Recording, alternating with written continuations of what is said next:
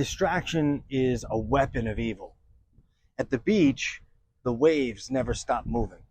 Even while you're standing still, you can feel the pull of the tide or the waves around your ankles. The wind shifts, voices will travel, birds will scatter overhead, and the boats, they'll drift in the distance. Everything competes for your attention. And maybe that's what this life feels like sometimes. Not always evil in obvious ways, and not always darkness, just noise.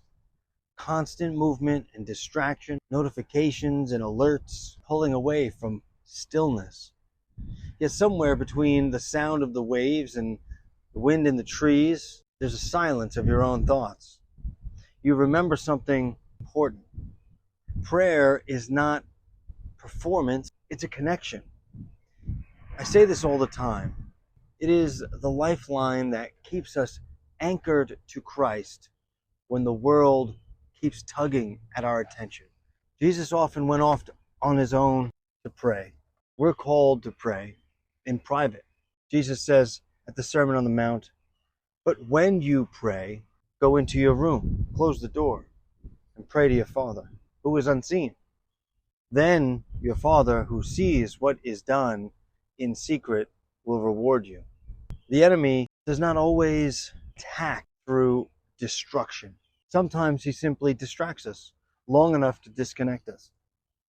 A distracted mind struggles to hear God clearly, and a restless heart struggles to feel peace deeply. A mind full of noise feels uneasy in the silence. And that is why Jesus often withdrew to quiet places to pray. Not because he feared the world, but because he understood the importance of remaining connected to the Father. And standing here, beside the water, it becomes obvious. The waves may never stop, the wind may never settle, life may always carry noise, but an anchor does not remove the storm. It keeps you just from drifting through it. Prayer is that anchor. So remember, Jesus said at the Sermon on the Mount, to pray like this: Our Father, which art in heaven, hallowed be thy name.